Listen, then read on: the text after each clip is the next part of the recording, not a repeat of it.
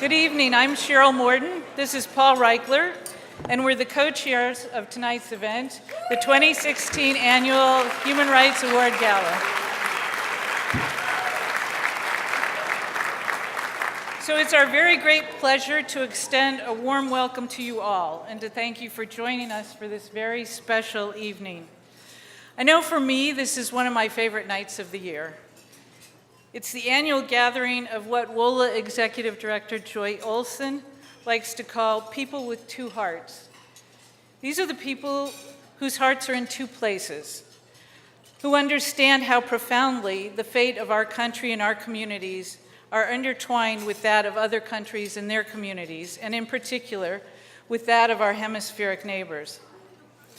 And I know for certain that this describes a great many people in this room. And many of these people have dedicated their lives to promoting understanding and solidarity across borders in the service of human rights and social justice in the Americas. For those of you who are new to WOLA, this is in fact the mission of this remarkable organization. In its more than 40-year history, it's become one of the leading advocacy and research organizations advancing human rights and social justice throughout the Americas. And we're here tonight to celebrate the committed, courageous, and connected work that WOLA and its partners do every day.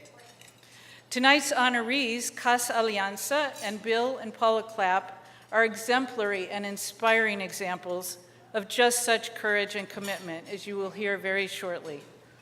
We're proud to recognize them for the work that they do to overcome the violence, corruption, and inequality that cost so many lives and drive children and families to flee Central America.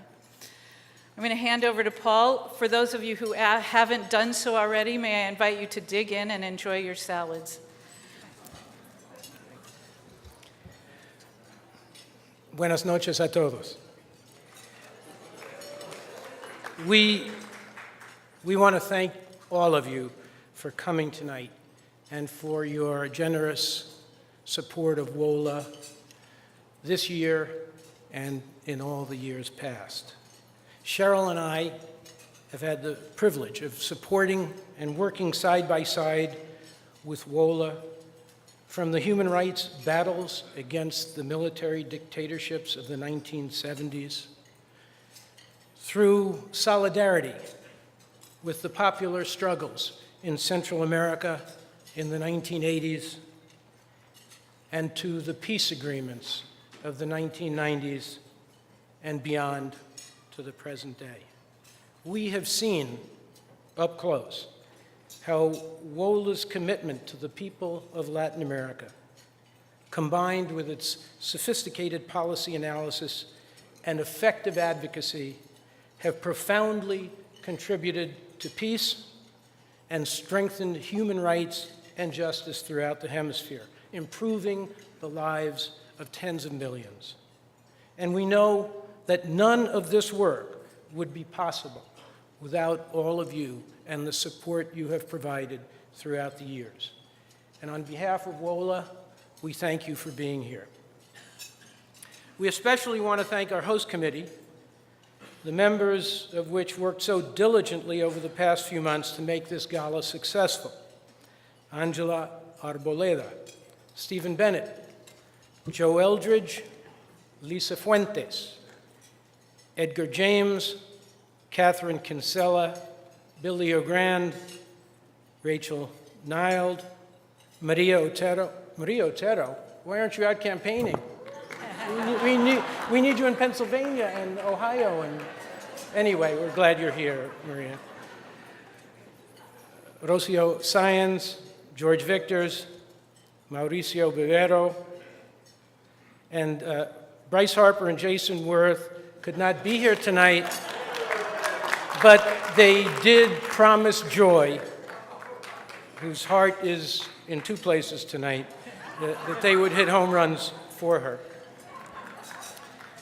We also want to recognize some of the many dignitaries who have joined us tonight. We're thrilled to be joined by the Honorable Sally Jewell and Mark Lopez, Executive Director of the Inter-American Bank, and the distinguished members of the Diplomatic Corps, my old friend and compañero, Ambassador Francisco Campbell of Nicaragua, Ambassador Germán Rojas Irigoyen of Paraguay, Ambassador Maritza Ruiz Sanchez of Guatemala, Ambassador Hugo Cairuz, Ambassador to the OAS of la República Oriental del Uruguay, vencedor de la nefasta industria tabacalera, Ambassador Leonidas Rosa, the Ambassador of Honduras to the OAS, Andres Flores, Deputy Chief of Mission of Colombia, Ana Luis Fajer, Deputy Chief of Mission of Mexico, and Dr.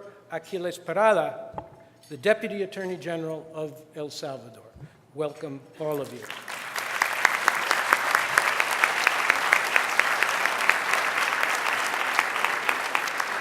And finally, we want to express our special gratitude to our visionary sponsor tonight, Church World Service, as well as to Herbalife, our champion sponsor, and to Cynthia McClintock, our Defender sponsor.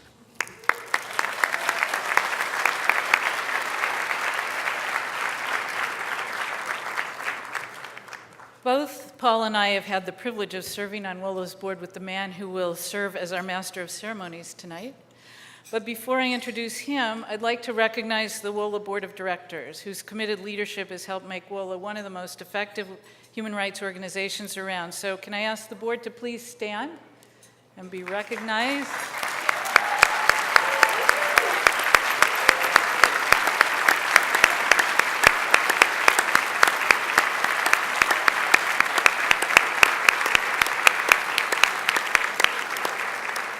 Thank you. You notice how strategically we distributed them all around the room.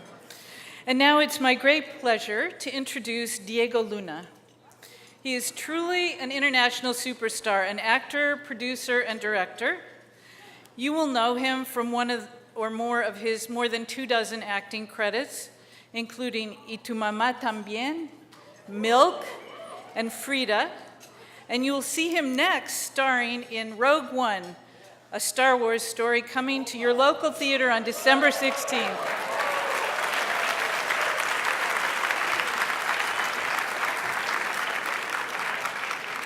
Among his numerous producing and directing roles, he was executive producer and director of Cesar Chavez, History is Made One Step at a Time. At WOLA, we know him for his commitment to human rights and social justice. Some of you will recall that he's a previous recipient of the WOLA Human Rights Award. In 2011, the Ambulante Film Festival that he co-founded was presented the award for its work in bringing documentary films to people and places where they've rarely been shown. He's worked with WOLA on a variety of issues such as gun trafficking, violence, and migrant rights. Last year, he narrated WOLA's video that exposed the barriers faced by Mexican migrant children fleeing violence in their home country and seeking refuge in the United States. So we're very honored to have him as our Master of Ceremonies tonight, and I ask that you join me in giving a warm welcome to Diego.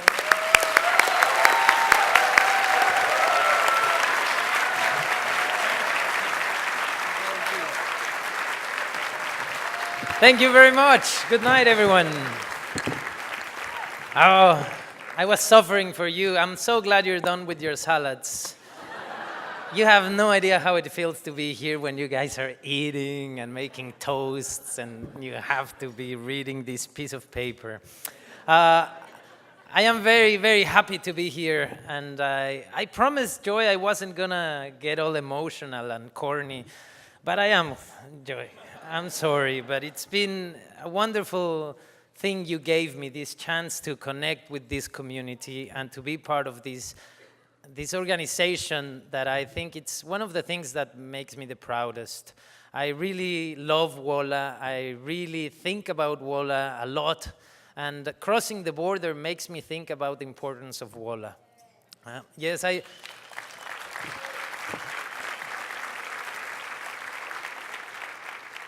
I am Mexican, but I have a visa, so I'm about to say many things I believe in without the fear of being sent home. Yeah. But I promise to be very brief because I'm not the one here to be talking. There's strong voices tonight that you're gonna hear, and it's a special night. It's 400 of us here, so this means a lot. There's a lot of people doing the right thing, and that's very cool. We're here to recognize the courageous work of two of our partners, Bill and Paula Clapp and Casa Alianza in Honduras. They both have made a big difference in the life of many people in Central America. But I have to say this, and again, let me just remind you all, this represents just my opinion, no one else's. This is just me talking. But in election times in the US, we are reminded of the importance of an organization like WOLA. The existence of a candidate like Donald Trump. Yeah, I tried to say that nicely, but it doesn't sound nice. Sorry. Trump. Try it. Trump. It can't be like, it sounds horrible. Yeah, I know. But the existence of this man really worries me. And I have to admit, I went from laughing at the beginning, thinking, well, this clown is kind of funny. This is going to be over soon. But now it just freaks me out. It's clear to me that the wall he's proposing will never be built, much less if he thinks we Mexicans are going to pay for it. I mean, Mr. Trump, sorry to say, but clearly you don't know how poor my country is. We'll be able to build like a bench, really a short one, just to sit and watch the sunset. And in fact, to make it clear, I went to the ATM, and it has a limit. It's just $200. Sadly, yeah.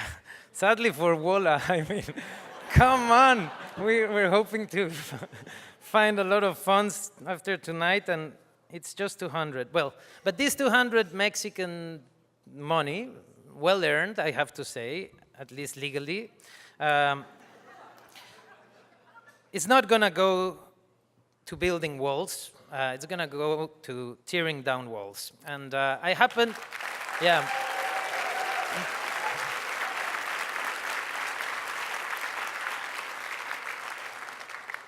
We happen to be at this beautiful event to support an organization that is working on building partnerships in the Americas. These lovely envelopes you guys have there. I'm going to start. You don't have to do it now. You can wait till you're drunker and you put more money. But I'm going to do it now to make sure my money is well invested, Mr. Trump. WOLA is a good way to go.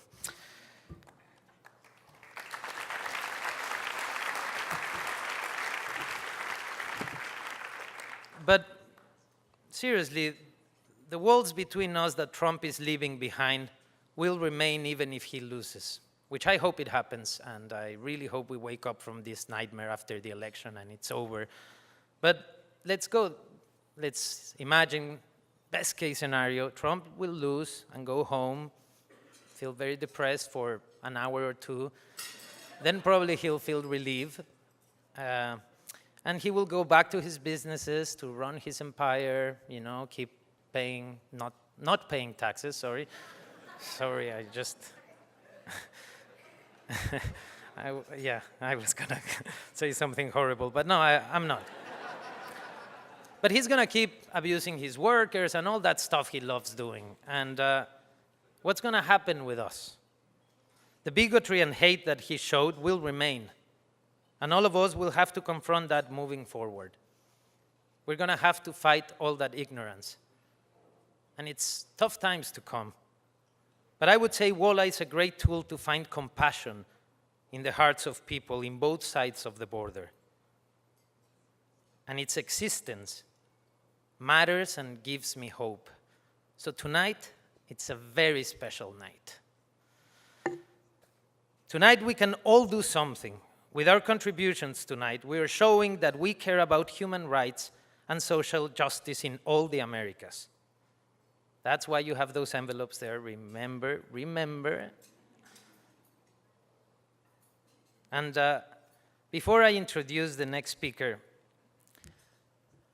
allow me to say one very, very last thing. The privilege of being part of this organization, it's something that makes you wake up every day knowing you're doing something good. If you use those envelopes, really, it might look like, oh, yes, I put money. Yes, you can walk out and look very cool. Everyone will be looking at you when you throw them in the baskets. But I'll tell you, it's tomorrow that you're going to feel great. I've been feeling great since 2011, and I urge you to join me.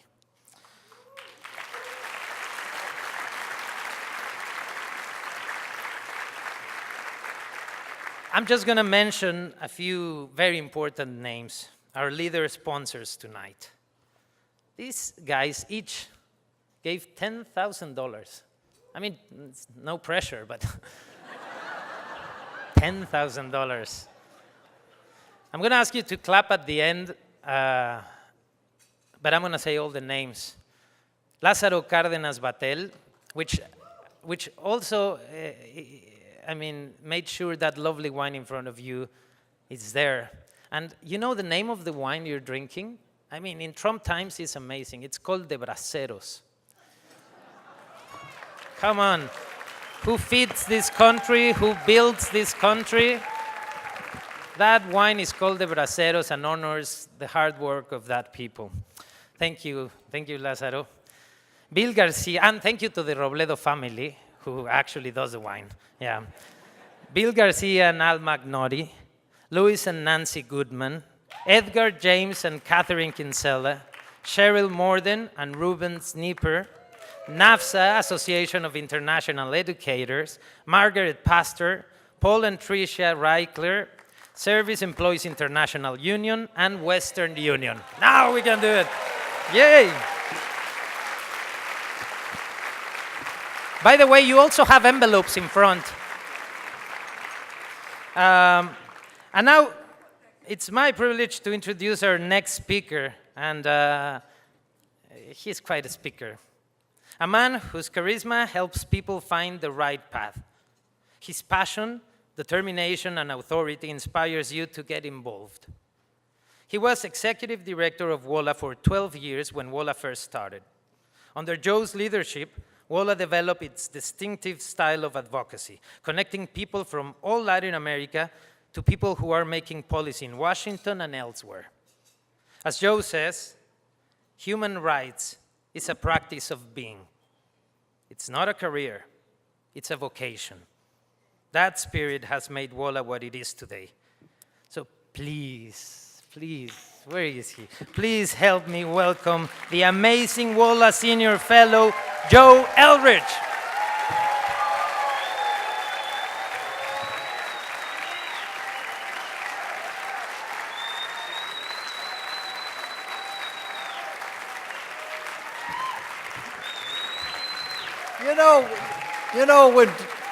Did you feel yourselves reaching for your wallet as he was talking?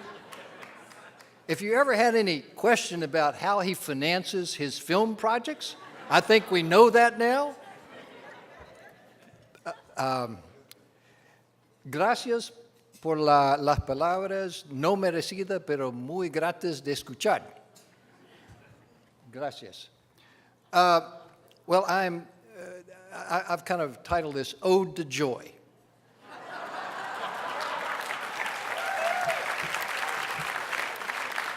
I have been asked to say some nice things about joy. I've had tougher assignments.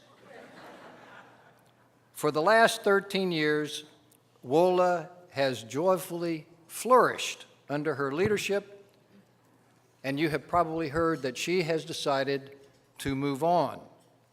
Now, there are going to be other tributes at other times, so consider this only a beginning. I knew Joy and Eric before they landed in Honduras in 1986, but we really got to know each other during those years, where they were serving as Mennonite volunteers. So a couple of Honduran stories, okay? Y'all up for that? Can we do it? Among the people they were working with were campesino union leaders who had received some very dire threats, probably from security forces. So these beleaguered labor activists were moving from safe house to safe house, and Joy and Eric's house happened to be where they landed that night. Where is Joy? Right over there. Now you can draw your own conclusion about how safe a Mennonite house is in a popular barrio.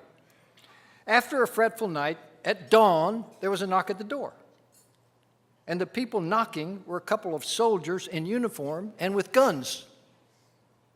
This understandably produced a lot of commotion and anxiety until it was established that they were there because they were involved in a vaccination campaign.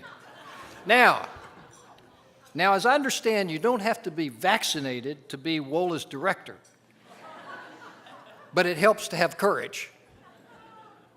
If you go to Honduras today in the rural areas, you will still see a living legacy of Joy's work. Joy became one of the world's leading authorities on dry composting latrines, and she helped communities build them all over the place.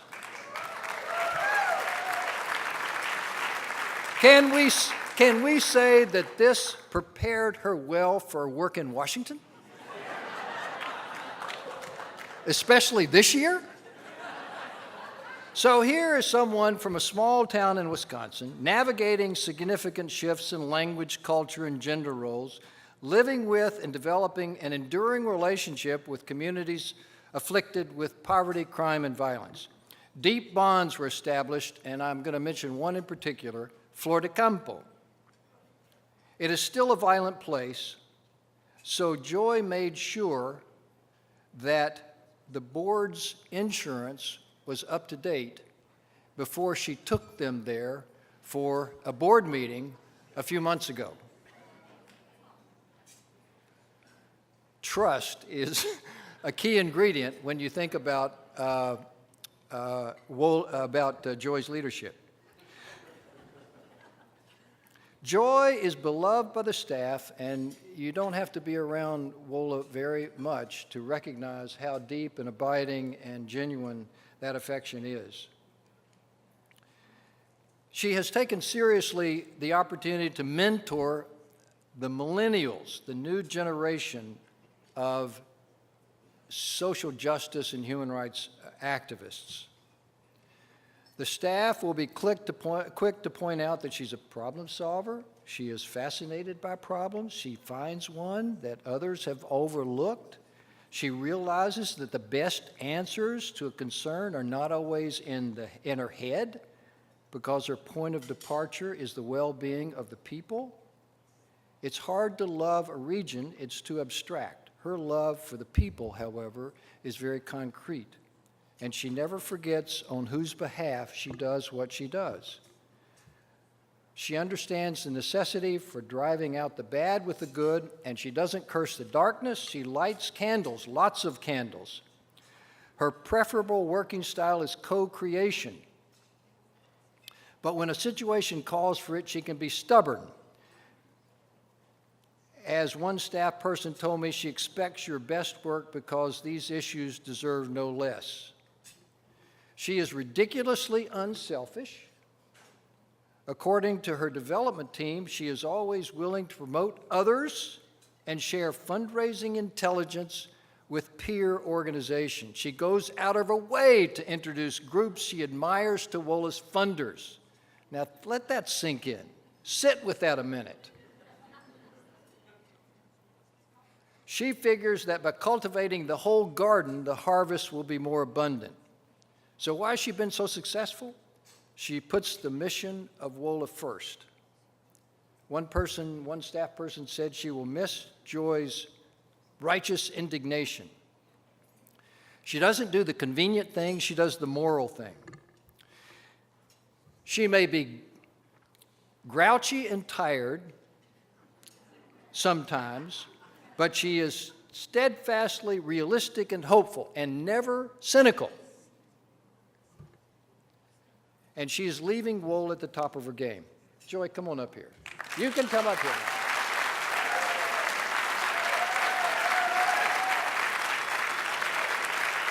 Now, wait. Okay. I thought you were done. No, I'm not done.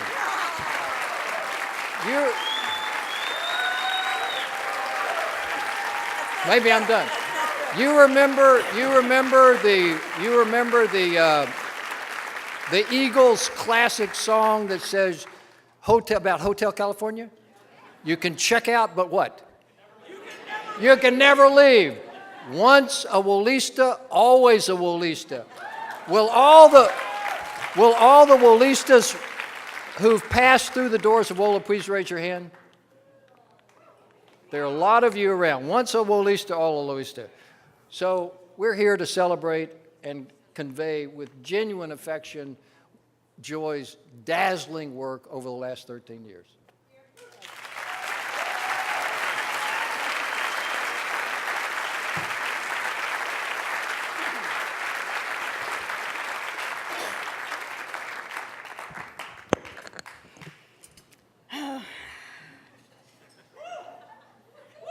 It's always a bad idea. It's always a bad idea to speak after Joe, and even worse after Diego and then Joe. You would think after this many years I'd have more control over things like this, but I don't seem to. But for the past 13 years, I've read the newspaper every day and seen challenges to human rights and social justice in the hemisphere, and it's been my job as WOLA's director to try and do something about them. And I know what a privileged position that I've had. And this being my last gala, I have people to thank. First, Eric, my husband.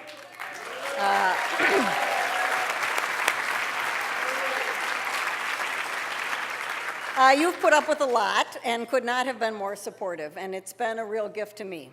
I want to apologize to you, Paul Reichler, and any number of other people in the room for scheduling the gala on the fifth game of the playoffs. And just let you know that I'm completely fine with using the MLB app as long as it's on mute. All right. Yeah. Next, I'd like to thank my better half at work, Jeff Thale.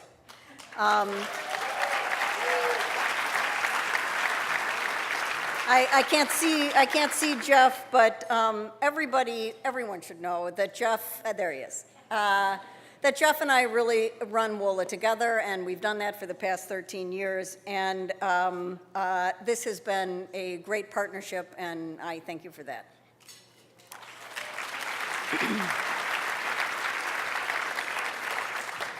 What I'll miss most after the 1st of January is my team, and there are too many of you to name.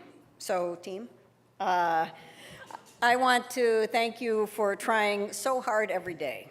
And maybe not everybody gets this, but I consider trying to be incredibly important. And I am so impressed with the programs and organization that you have built, and I have been lucky to work with each and every one of you. And when people praise WOLA and what it is today, they are praising you. Senior fellows, another group. You have all chosen to lend your enormous talent to this organization, and for that I am incredibly grateful. Steve Bennett, thank you for leading the search for my replacement, wherever you are, Steve. And for being my sounding board, hey, for many years now. And Cynthia McClintock. Cynthia, ahí está. Thank you for agreeing to chair the board. It is a somewhat thankless task, and I'm aware of that, and I really appreciate it. And finally, the board of directors. You're the ones who gave me this job, and you have given me the support that I've needed to try new things, to grow the organization. And I want to thank you for not just your support for WOLA, but for lending all of your personnel talents to WOLA as well. What we've achieved over the past 13 years, we have done together. What I'm most proud of is that we've chosen to take on hard issues, and we've accompanied courageous people and stuck with them. So I want to highlight just a few of the issues that we've tackled. We've helped people understand that corruption and violence created by organized crime is a human rights issue. We worked with colleagues in Guatemala as they created the CICIG, a first of its kind UN investigative body that accompanied the public prosecutor in Guatemala. The CICIG created space for change, and that space was seized upon by Guatemalans who are now prosecuting the last president and vice president for corruption. Amazing, just amazing.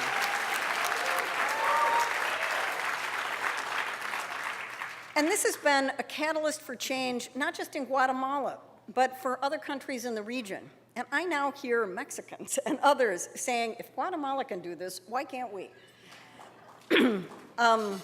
Cuba. I'm known for saying that advocacy work is more of a slog than a march toward change. And US-Cuba policy certainly falls into that category.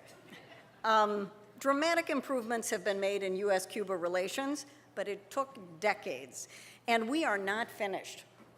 Congress has to lift the embargo, and WOLA will not stop until it's done.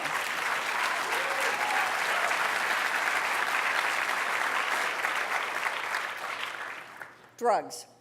I'm very proud of the work that we've done on drug policy, and I think that's part of WOLA's work that is less publicly known. While drugs can hurt you, so can drug policy. And that's something that we can do something about. We have moved past the war on drugs into a new era, and WOLA has helped create a scaffolding of relationships, research, and sustained dialogue upon which drug law reform in this hemisphere is being built right now. Colombia. This is a difficult moment in Colombia. The peace accord referendum was rejected by a small margin. It was painful, but we have worked in support of peace and human rights in Colombia for more than 20 years. And this is a temporary setback that only makes us double down in our commitment.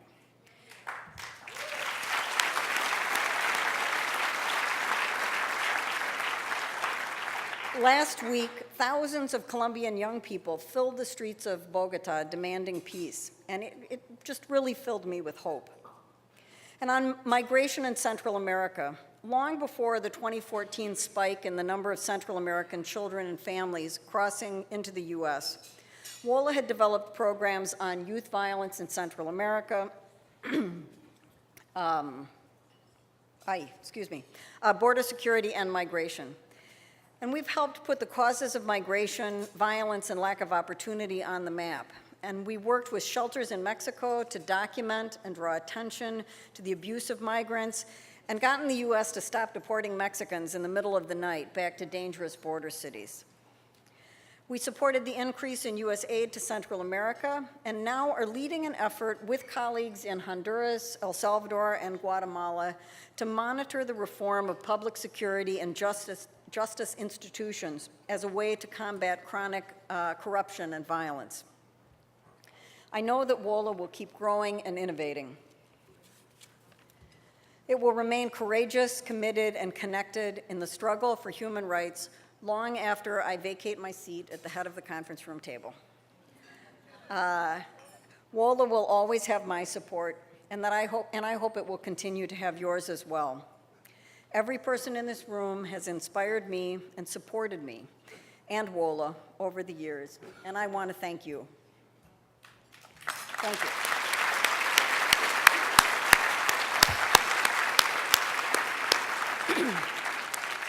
Now, on to the theme of this evening.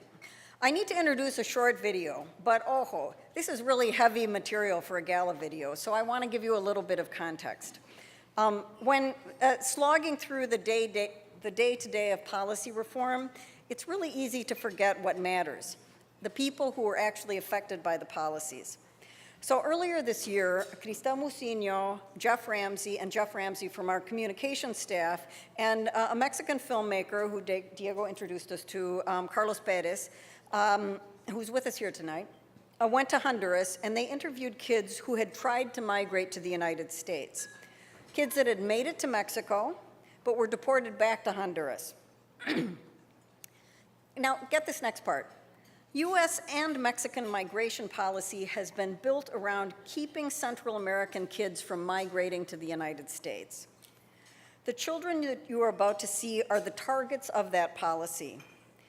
As you watch this video and hear these hard stories, I want you to consider this question.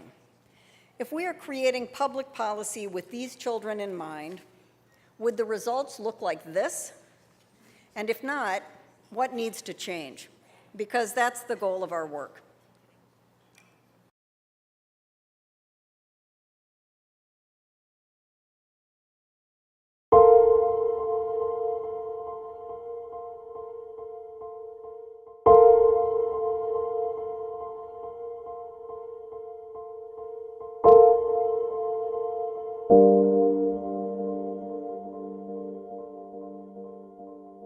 ¿Por qué la gente aquí en Honduras no quiere mostrar su rostro en la cámara? ¿Por qué tiene miedo? La gente tiene la experiencia de que personas que hacen declaraciones o que cuestionan algunas cosas, tanto de delincuencia como de gobierno, son perseguidas o son asesinadas. Eso está claro.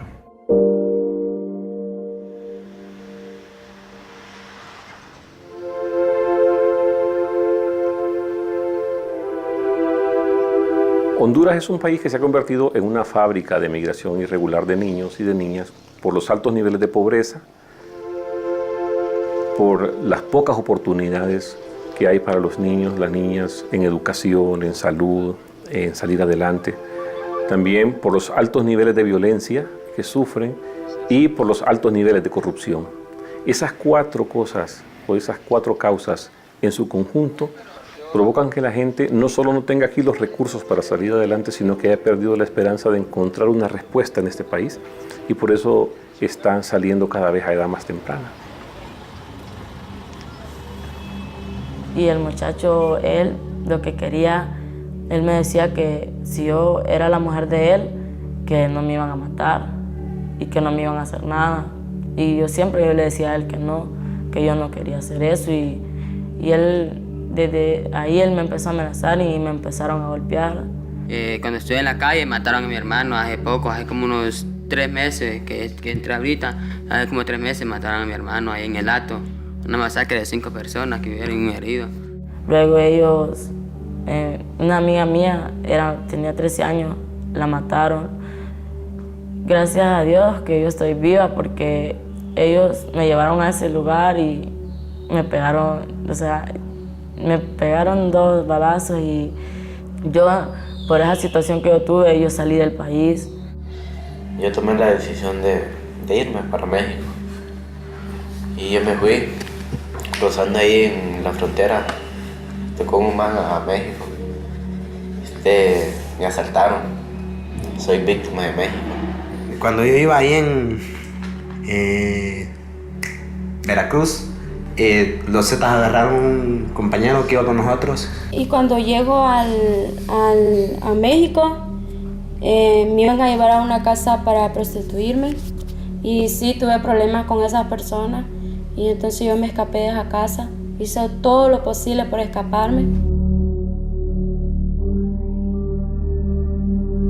Yo iba escapando, eso iba haciendo yo, escapando. Sí me tocaron bastante. 2 de ellos. Bastante daño, tocándome varias partes que nunca imaginé por qué.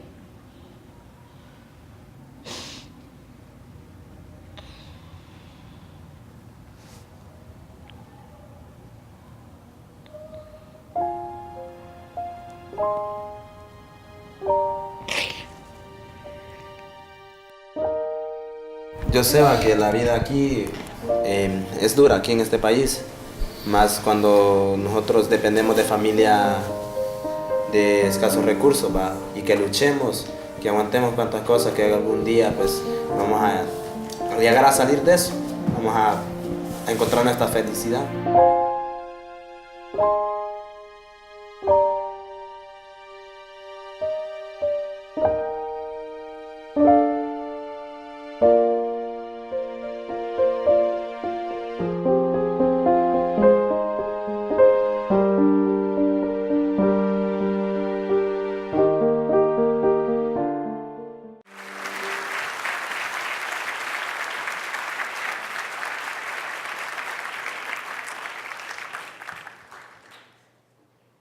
the U.S., Mexico, and Honduras need to do much more to protect these children. The last young person shown in the video said, "One day we will succeed and find our happiness." If he can have hope, how can we not embrace the same? Hope in action is what I see in both of tonight's awardees. The images you just saw are from the heart of Tegucigalpa, outside of the doors of Casa Alianza. The interviews were conducted with kids at the Casa. Casa Alianza is a shelter that protects children and adolescents. They support youth who have fallen victim to violence, sexual exploitation, human trafficking, substance abuse, and as you've seen here, deportation from the United States and Mexico. Casa Alianza is not just a shelter. They also go into communities working with families to prevent and disrupt cycles of violence. They also address public policy and have created an observatory to document what's happening in education, healthcare, migration, and violence as it relates to kids, as a means of trying to affect public policy. Casa Alianza challenges the status quo, and for that reason, it is not unusual for them to receive threats. Last year, WOLA's board of directors visited the Casa and met some of the children there. Young people who were studying, who have hopes of becoming someone, who rely on their mentors at the Casa to overcome challenges. And every day, Casa Alianza changes the future of children, and in doing so, betters the future of Honduras. In recognizing Casa Alianza, WOLA also commends the courage of Guadalupe Ruelas and his staff. They work selflessly, oftentimes at the expense of their own personal security. Guadalupe, please come to the stage, as it is my honor to present you with the 2016 WOLA Human Rights Award.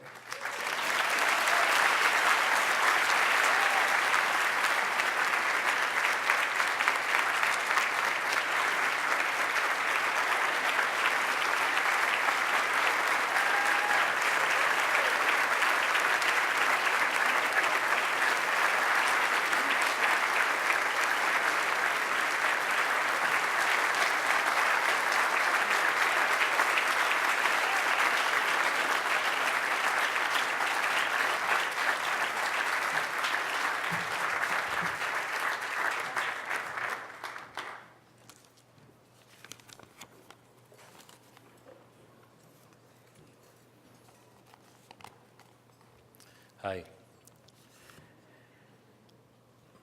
Muy buenas noches. Me siento muy feliz y agradecido de estar aquí con ustedes, con quienes compartimos la preocupación por la difícil situación en mi país. Quiero agradecer y dedicar este honroso reconocimiento a todos los niños y niñas de Honduras, que día a día luchan y sueñan contra toda adversidad por una vida digna a la que tienen total derecho.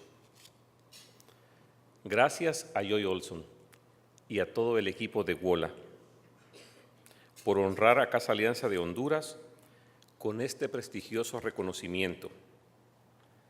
Gracias a Covenant House International, a Kevin Ryan, a Peggy Healy y a todo su equipo por apoyarnos a cumplir esta misión. Gracias.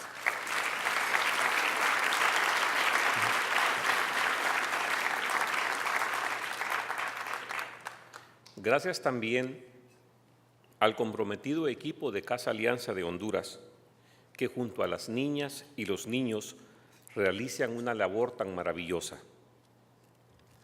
En Honduras, este trabajo es absolutamente necesario.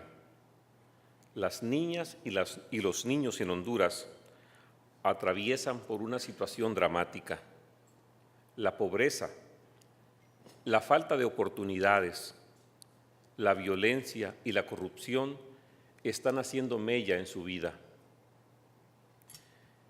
Debido a la falta de políticas sociales y económicas adecuadas, Honduras se ha convertido en una máquina de sufrimiento, de miedo, de muerte, de migración irregular para las niñas y los niños.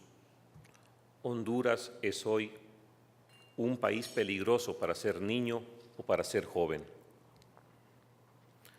Donde hay miedo, no hay confianza.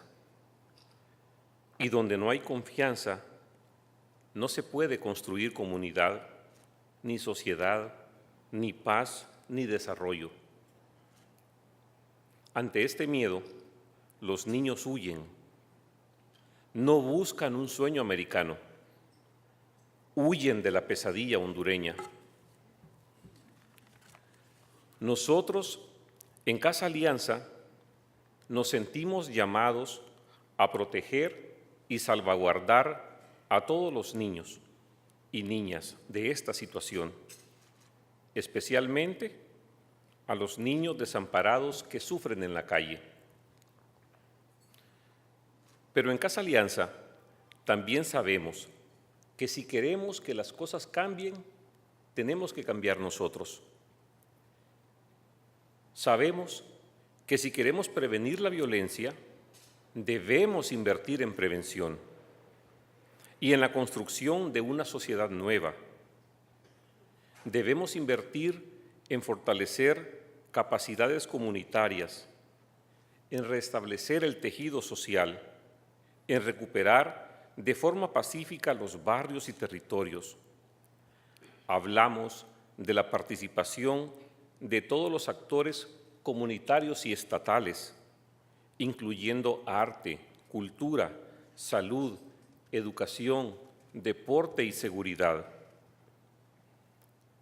Por el contrario, cuando el Estado habla de prevención, habla eminentemente de militarizar los barrios, las calles, los colegios, los autobuses, los hospitales.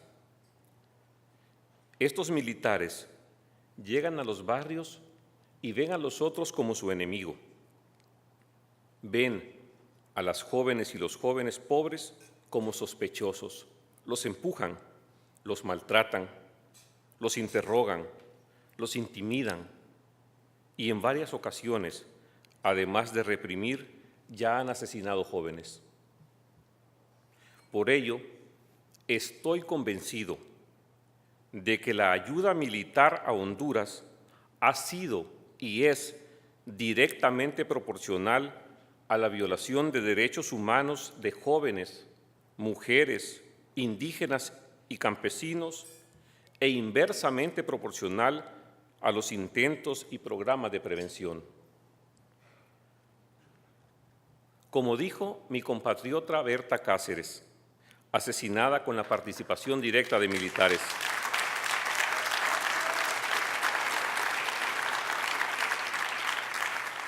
es hora de que despertemos. Hay casos que nos dan mucha esperanza. Hay gente comprometida en Honduras que está contribuyendo a una sociedad más justa. Vemos el impacto de su trabajo todos los días. Jóvenes que hace 6 meses consumían alguna sustancia, hoy están sanando y obteniendo calificaciones de excelencia académica.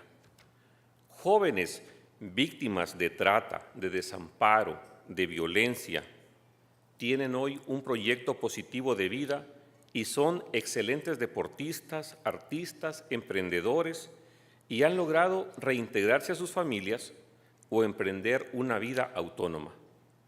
Todo esto con solo brindarles una pequeña oportunidad.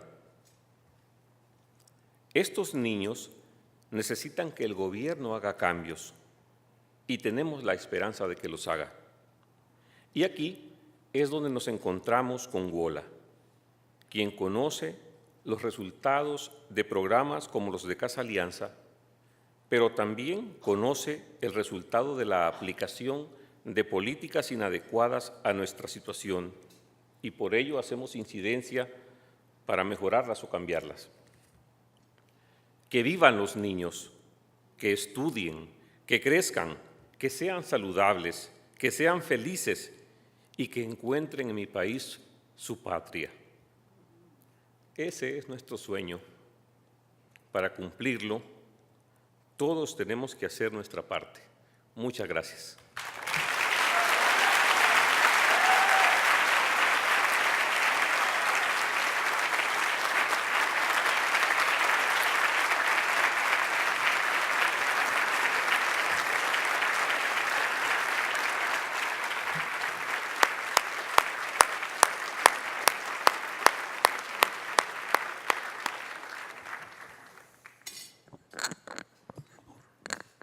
Ay, cabrón.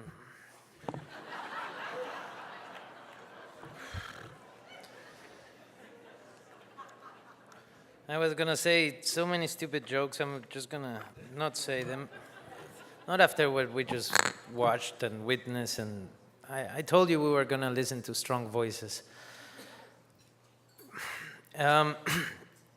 We need to raise another $60,000. I'm gonna move to the point. We have to raise a lot of money for WOLA to continue to work against violence in Central America this year. I know it sounds like a lot, but we're 400 people here, so I say we can double that amount easily. Not really. I mean, come on. How much is that in your life? How much it means in your life? And how much it means in the life of these kids to have an organization like this? It just makes no sense, the world we live in. So let's start to draw the attention where it matters to projects like this. You have those envelopes in front of you, and it's pretty simple. Basically, these things, if you forgot your wallet, or you didn't bring your checkbook, or you don't have a credit card, guess what? You're not gonna get away. You just have to write your name, all your details, the amount you wanna give, which it's very important that you put it. And then someone will call you tomorrow, and probably will take 30 seconds, 1 minute of your life, and will get the money from you and make sure you go back to your life as fast as possible. It's gonna take seconds, really. So there's no reason why you shouldn't give.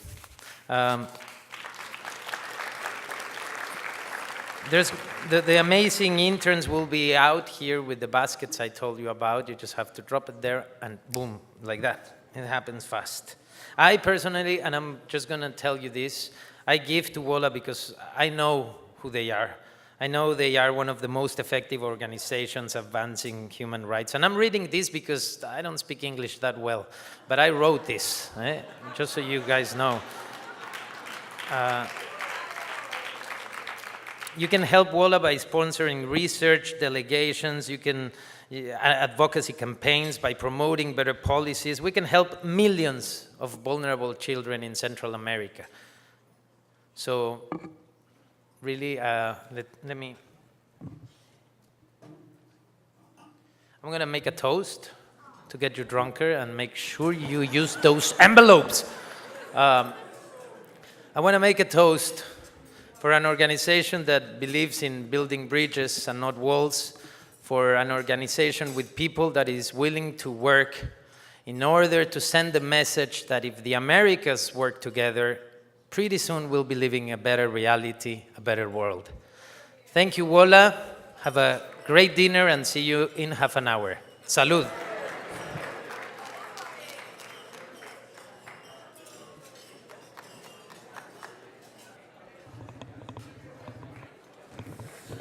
Hello.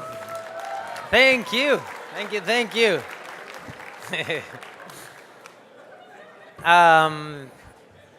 What a wonderful dinner, right?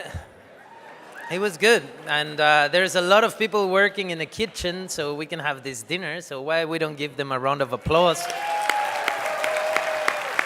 Not just those cooking, but those serving us. Thank you very much. And the staff here, you've been amazing. This has worked for the whole night, which is weird in a celebration like this. Normally these things go wrong, so thank you. I just want to, I had to say this is wrong, what I'm about to do. But I took this envelope from Joy without her permission, just to say Hugo Cairus I don't know who Hugo Cairuz is, sorry. But probably you guys know. Can I ask you to stand wherever you are? Hugo Cairuz? Who's Hugo Cairuz? Oh, no, you're going to hide? Oh, there you go. Thank you so much for this. Thank you. I'm not going to open it. I don't want to make people feel bad because it feels heavy, by the way.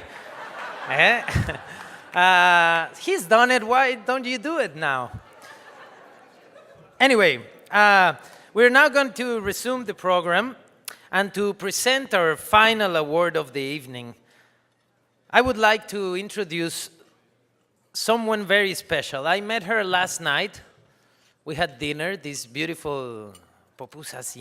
It was like an interesting place because we arrived and I had cantinflas, and it was like a mixture of Central American and Mexican culture all there, and I felt like so welcome and at home, and I realized that was Joy's favorite restaurant. Yes, she takes it personal and serious. I mean, she means what she says, you know? So we have these pupusas and we chat for quite a long time. Am I saying it right? Sí, ¿no? Pupusas. Ah, muy bien. Well, so I met her last night, and I haven't stopped thinking about her since last night. And I know that sounds dodgy, and I should have wrote it differently, but I'll tell you why I haven't stopped thinking about her, because we spoke about the case of the 43 students missing in Mexico and the obstruction of justice she witnessed.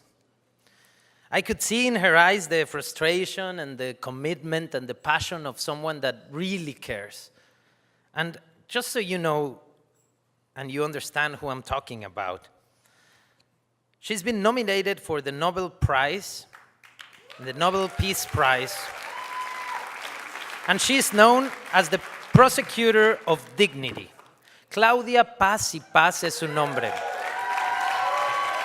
I know. I am gonna join that one, even though I don't want her to come to the stage yet, because I just want to stop, like, I mean, it's not an artistic name like we use, you know, in our business. When you give your kids a name, oh my God. Claudia Paz y Paz, come on. Obviously, she is this amazing person that has done so much. What a reminder, Paz y Paz. Imagine, oh, hey, I'm Claudia Paz y Paz. Who are you? Fuck, you go like, oh, shit. I am now no one, basically. Well, Claudia led the team that brought the case against former Guatemalan dictator, General Efraín Ríos Montt. And yes,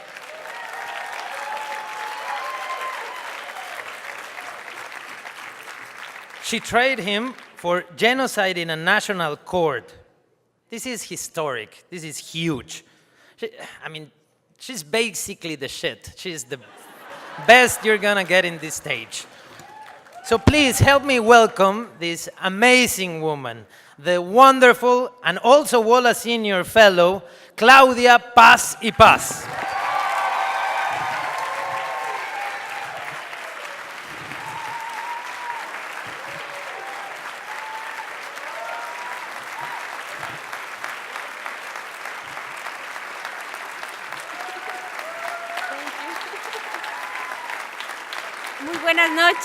Muy buenas noches a todos y a todas.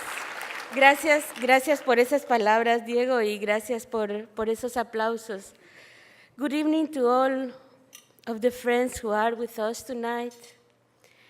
For me, really, it is a great honor to present this year WOLA Human Rights Award to a man and a woman I truly admire for their generosity, solidarity, and commitment to the people of Central America. They are both visionaries who understand how people and situations can change when there is trust. When Bill and Paula Clapp first visited Central America in 1992, they went to El Salvador. There they saw, understood, and felt the poverty in a country that is so close to the United States. As Bill Clapp said, it was the situation of our neighbors. Confronted with that reality, they decided they could do something to change an unjust situation. The vehicle they believed could help transform people's lives was microcredit, a tool that supports and empowers people. In 1994, Bill and Paula founded Global Partnership. What first started as a microcredit program in Guatemala has now grown into a leading investor serving 13 Latin American and Caribbean countries. As of 2015, it has invested $170 million in 83 partners, reaching over 3 million people. They opened its first office in Africa last year and is now serving 4 different countries. But the clubs are more than philanthropists. They engage citizens, organizations, and governments to change unequal relations in our countries. And I do believe that this is what is really important. They had helped create the cities of Seattle's internationally renowned culture of philanthropy, working with other local leaders to found the Initiative for Global Development and Global Washington. In 2008, they launched the Seattle International Foundation. This foundation works to reduce poverty and promote equality in Central America by supporting high-impact organizations in the areas of leadership, development, research, and public policy. At a time when so little U.S. philanthropy is directed to Central America, they are catalyzing others to direct much-needed funds to the region. I met the clubs in Guatemala when I was the Attorney General. At that time, we had brought together all of our services for women survivors of gender violence: doctors, psychologists, social workers, prosecutors, judges, and police officers to work in only one office. We want the system to revolve around these women rather than having them run from office to office, seeking justice and protection. Our achievement was making this new office work 24 hours a day, 365 days a year. But we lacked of something fundamental. We needed resources to break the economic chains that bound these women to their aggressors. The clubs share with us a common commitment. With their help, we designed a program to provide women access to dignified job training and employment. This program is in progress today in Guatemala, and it is a clear example of innovative solutions to complicated problems. The clubs have been essential partners to WOLA, founding some of our most important projects in Central America to help reduce violence and promote accountability. Like WOLA, they believe the need for policy advocacy and structural change to address the root causes of poverty and migration.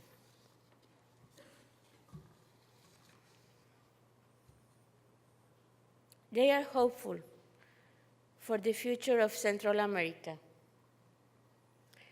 and they give us hope through their support and solidarity. They are an inspiration for us all. It is my honor to present Bill Clapp, the 2016 WOLA Human Rights Award.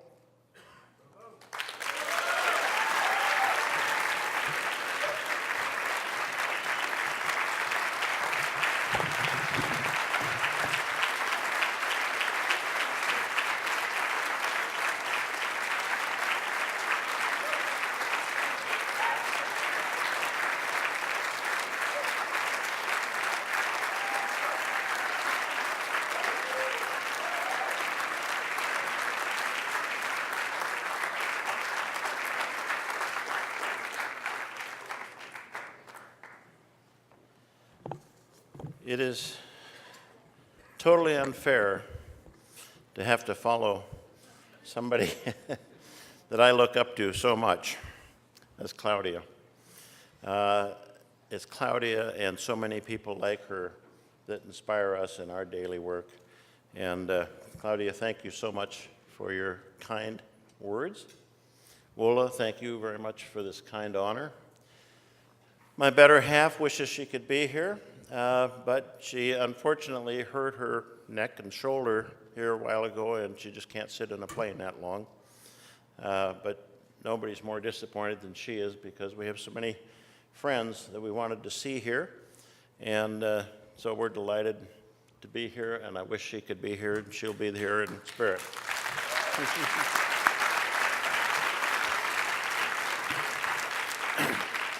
Now, I said, well, if I have to follow Claudia, I have nothing to say of value whatsoever in comparison. So I asked Diego, what the heck do I do? So he asked me,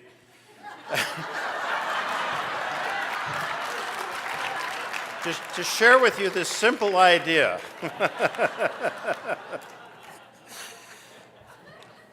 So we're all here to celebrate WOLA. WOLA is a wonderful partner of ours. We're from the other Washington. It's a Washington where I think we get things done a lot better.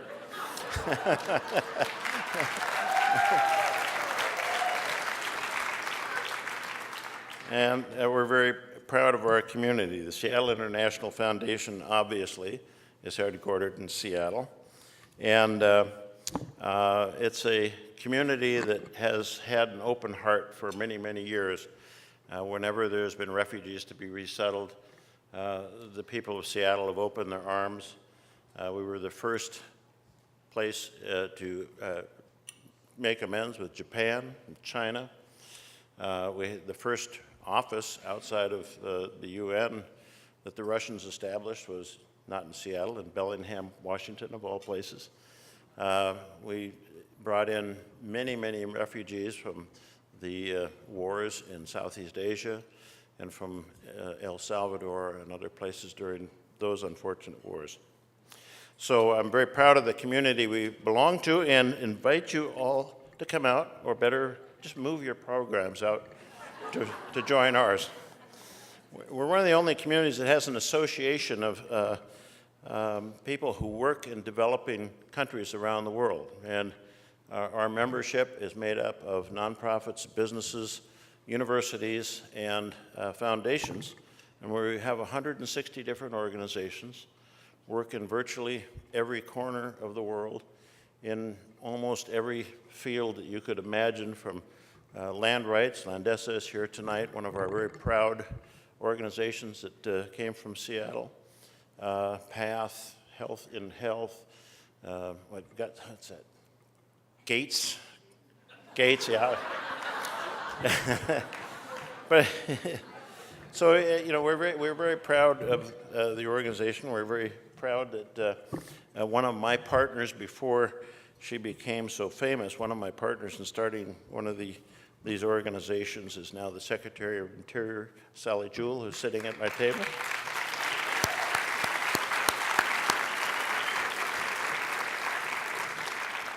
And I remember when we were starting the idea, we all trooped to Washington, D.C., and it was snowing and the weather was terrible, and we were going in for meetings there at the White House, and kind of like, are we really here?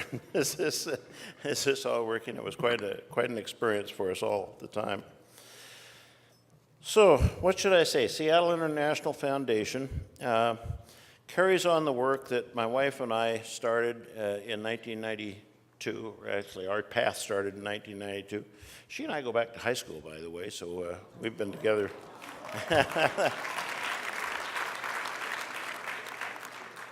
And we really, when we were running global partnerships, which was focused on microcredit, although during that time we did work with some education programs in Guatemala, children's programs in El Salvador, and some health programs in Guatemala, and even went into the favelas of Brazil with computer training programs, working with an organization down there. So we were kind of, but mainly microcredit.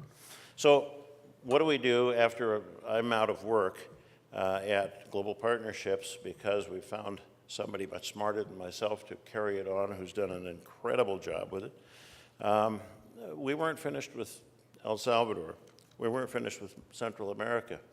Why is that? You know, there's only really one thing that kind of we keep coming back to as we think about what we're doing down there, and it's the early days.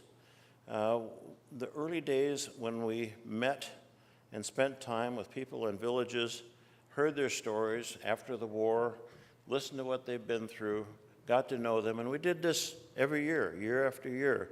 We were taking groups down of potential donors and supporters. We were taking congressmen down, but we'd make an occasional stop at an embassy or talk to somebody very interesting who could give us a different perspective, but we spent our time in the villages meeting with borrowers and their families and their kids, and those relationships, those faces are still so alive to me. And I think now, heck, it's 20-some years later, what happened to those kids that we met that were 5 and 6 years old? What has their life held for them since that day? It's a little bit like Maria's son, who was spending time in Honduras and working with children, was able to finish his college here, thought, my gosh, isn't this wonderful? I got the world by the tail. I've got all this fabulous education. But he began to think about all the kids that he had worked with in Honduras. And so since then, he's gone back, started a program, put 800 kids through college, if you can believe that or not.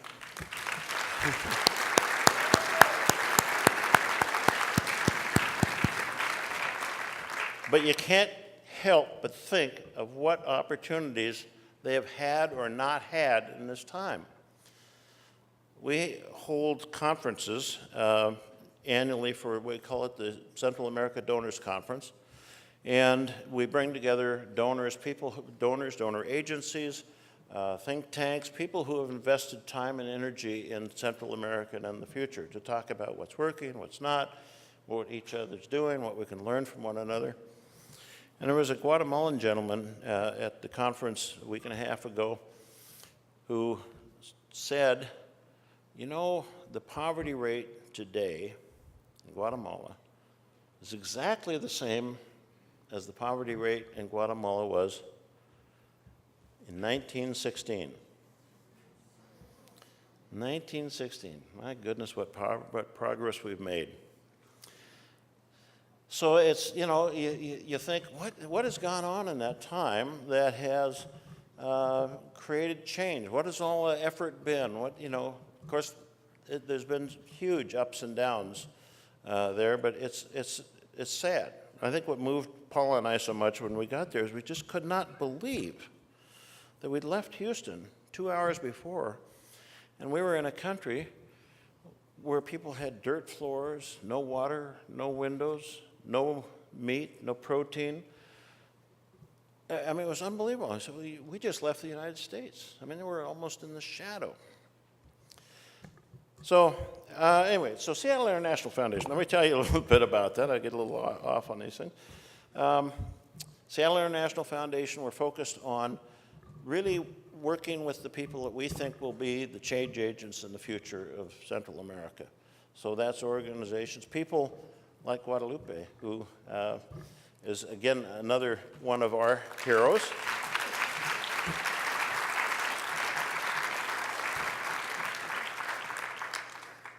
People like him are going to make the difference. They're going to decide what to do. And what we can do is help them by creating networks, by creating opportunities for them to meet and share ideas, by letting them know that they're not alone in this world when they're out doing their work, to help, just help them. Because they do dangerous work. I mean, it is dangerous there. And there's thousands and thousands of people like that who are struggling to make a difference. We've worked with the Aspen Institute in developing a program called Cali, Central America Leadership Initiative, which taps into young up-and-coming business leaders and government leaders and others, but primarily business because there's some criteria to belong to Cali that is restrictive. And the idea, as Aspen does, is to catch people at a formidable age and begin to have them think about what it means to be a leader. You know, you're not just leading your organization, you're leading by example. You're leading your communities, you're leading change in your societies. And so they go through the great readings and spend a lot of time with each other. And over the years now, we have 200 fellows that have graduated. And we've got access to all of those people. 11 of them have gone into government down there, which is really amazing and exciting. But these are, again, people who are going to make a difference in their communities. And if they begin thinking about these issues and dealing with them at this point in time, then in years to come, they'll always be aware that there's things that they need to be thinking about as leaders. And we do our best to network them with other people. So what we do, we have a conference, we have these education programs, we try and reach 100 people a year, put them through this training.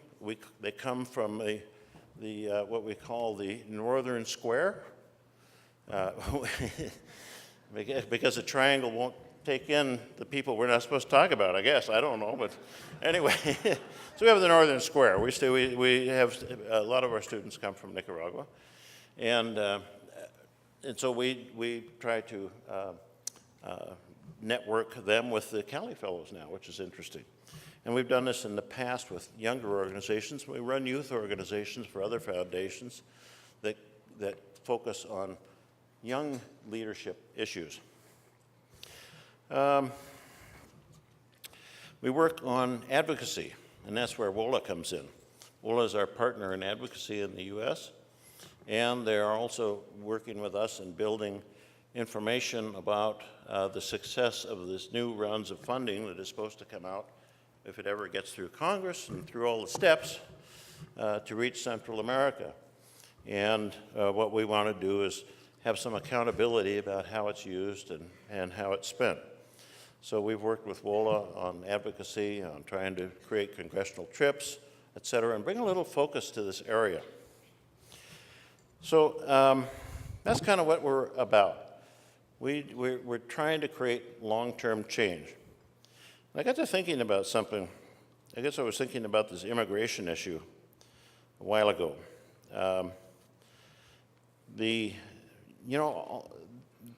We're in a worldwide shift right now. There's immigration everywhere in the world. And people are flowing, and it's really taxing. I think it speaks to all of us and forces us to look at our own consciousness and our own feelings about this, because you can understand easily why it's difficult for large populations to get up and move into somebody else's country just because they want safety, security, and an opportunity. You can understand why it's difficult for people to say, yes, we're willing to accept the change in our society that brings, if that's a large movement. And you can understand those who, unfortunately, like Mr. T, just think a wall is the answer. But our answer is not all that much better. At this point, we now give a lot of money to Mexico to send those immigrants back to the life that you saw earlier. And I've been to funerals of these kids. I mean, it's a sad, anyway. But I thought about this, and I thought about something I heard a long time ago from a statesman, a European statesman, who was asked by somebody in the audience, what do you think of U.S. foreign policy? And his answer was, well, from Europe it's fairly easy to understand U.S. foreign policy. We look at the way you treat your neighbors. Well, that was sobering. That was not a nice thing to say. But it stuck with me, and I think here we have a learning opportunity. We have an immigration problem of our own in our backyard. And so we wonder, what do you do about Syria? What do you do about these other countries where the immigrants are coming from? How do you deal with it? What should be the U.S. answer?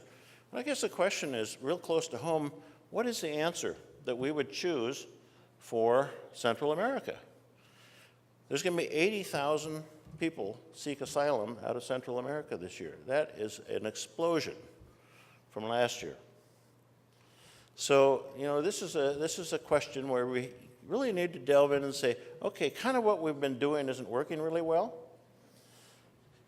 And there must be other answers. And there are no easy answers. I'm not pretending there's any easy answers. But what an opportunity for us to look and work with our neighbors and say, let's see if we can figure out an answer. As hard as that is, let's see if we can figure out an answer that we can morally and financially and socially live with that will answer the problem, because the people aren't coming here just because they want to have dinner with us tonight. They're coming here out of desperation. The statistics in Central America are wartime statistics. The amount of deaths are staggering and arbitrary. During the war, you knew who the enemy is. Today, you don't. So anyway, I just think that this could be a real learning opportunity for us if we sat down and talked among all the constituencies and said, really, what is it that we can do to change the dynamics that we're facing today, because they're not going to go away. Anyway, that's kind of a good note to stop on, but I do want to say this is a huge honor. It's an honor for me and my team who do a lot of work in that region. We believe in it. We believe the lives down there are so worthwhile saving and dealing with and providing opportunity to those young people. And so with that, I'll wrap up and say thank you again very much. Appreciate it.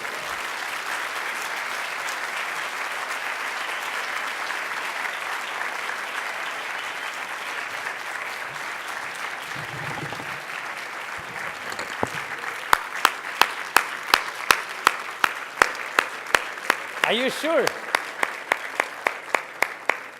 All right. I'm just gonna get this out. The Nationals are winning by 1-0. Just if you thought you were gonna run to go see the game, no, we're not over. But you guys are winning, come on. What inning? You're asking too much. I like soccer. Well, the thing you guys call soccer, because we call it football, and it takes 90 minutes. It's just so much better. Anyway, I'm gonna go back to what matters. This has been a great night. We've heard strong voices. We've celebrated great people, strong speeches, great dinner, great wine, but not a perfect night. 1, 2, 3, 4, 5, 6, 7, so many envelopes empty, still on the tables. So if what Bill said is not enough, if what I've said is not enough, I'll tell you one extra tiny thing. I've been 4 years after my divorce, and sorry to get so personal, but I was drinking wine for all night. The Bracero one really works. And I did, this thing of like, I mourn and everything, but then I went out to try to connect with people. And I lost my touch. It was almost 7 years of marriage. I have 2 kids, so when you start talking about your kids, normally it doesn't work. You're like, what do I do? So you arrive to a bar, you see a beautiful, interesting woman, alone, hopefully. You walk to her and you say, you know what? No, that doesn't work. Because then they say, do you know Gael? No, that doesn't work. No. I mean, it's been so many years now. I even made it a joke. No, you arrive and you say, you know what? I support WOLA. What do you do? I tell you, it works. Anyway, after that, I have to go apologize on my WhatsApp. Thank you so much for being here. Thank you for this wonderful night. I want to give a round of applause to all the staff of WOLA, all the people working so this organization exists. Thank you, thank you. That curtain is going to open. There's going to be dessert, cocktails, music, a lot of fun. So stay here, and I guess I'll see you next year. Thank you very much, and have a wonderful night.